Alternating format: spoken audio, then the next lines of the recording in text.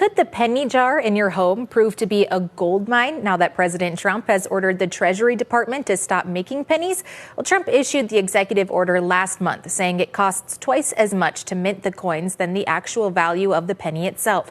Collectors believe their value could rise with fewer of them in circulation. But as Perry Groten reports in tonight's Eye on KELOLAND, don't let the lowly penny raise your expectations of instant riches. The penny has plenty of sentimental value to collectors like Bruce Hope of Sioux Falls. It's just a part of the heart and soul of America, the money system. We found Hope browsing for old pennies at the coin shop. Great stuff for you. But I love to go to the bank and go through a few rolls of pennies and see if I can find something old. It's pretty hard to do these days, find the old stuff.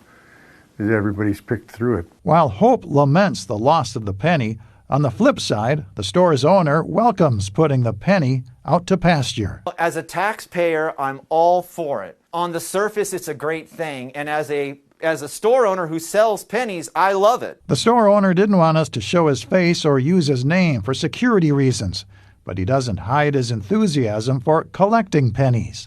Where silver and gold might tear a family apart, pennies can bring people together. When was the last time you heard someone get a divorce over some pennies? If you think you may have some hidden treasure stashed away in your junk drawer, check and see if you own pennies that are minted in 1982 or older, before the mint started adding a lot of zinc to the coins. The pre-1982 pennies are all copper, and they're almost 3 cents worth of copper in each one. So I know a lot of people that save those. Other pre-1982 pennies are valued at much more than 3 cents apiece.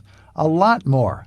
Midwest Gold and Silver has a copper half penny from 1795, worth more than $1,200. They use half cents and large cents up into the 1850s.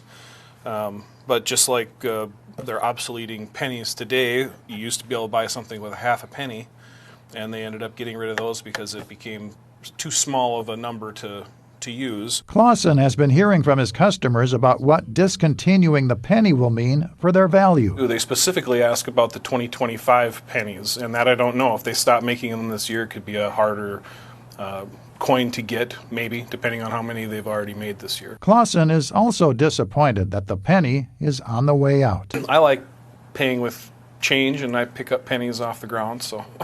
But it's more than just personal preference to Clausen. He says taking pennies out of production could discourage people from enjoying the hobby of collecting. It'll be sad to see pennies go away just because penny collecting is really the gateway to coin collecting because it's affordable for a lot of people. There's some rare pennies out there, but most of them are easy enough to come by.